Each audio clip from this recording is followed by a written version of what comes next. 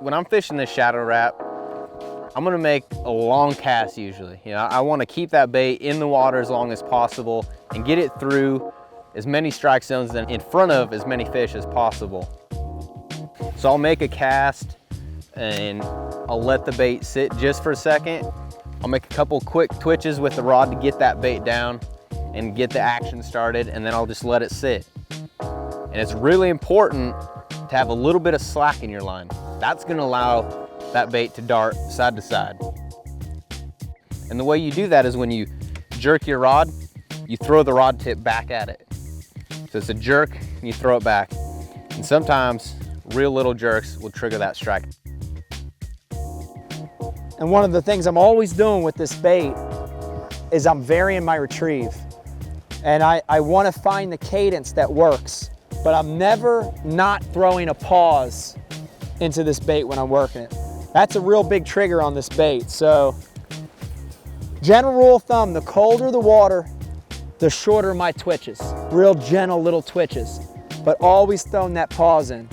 The warmer the water, the more erratic my twitches, but always that pause. And that pause, 9 times out of 10, is when that fish is gonna bite the bait.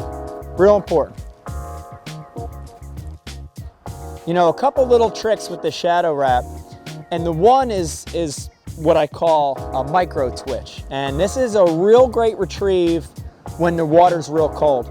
So many people get in the habit of these hard jerks, but when that water gets cold, I don't want that bait moving a lot. So I make that cast, and if you watch my tip, I just kind of shake it. It's almost like you're worm fishing or drop shot fishing. And I shake it, and then I let the bait stop. And I shake it, and I let the bait stop. And that's a real great technique, because every time you're shaking it, that bait's just doing these little tiny twitches. And then on the pause, it fades off. That's one real big one. The other one is to count your pauses and find out the pause they want. So about every 5 casts, I'll change my cadence and I'll count my pauses. So the first cast, I might count to 3, and I'll do that for the first 5 casts. If that doesn't work, my next 5 casts, on the pause, I'm going to count to 5. I'll count to 7, I'll count to 10, until I get that first bite.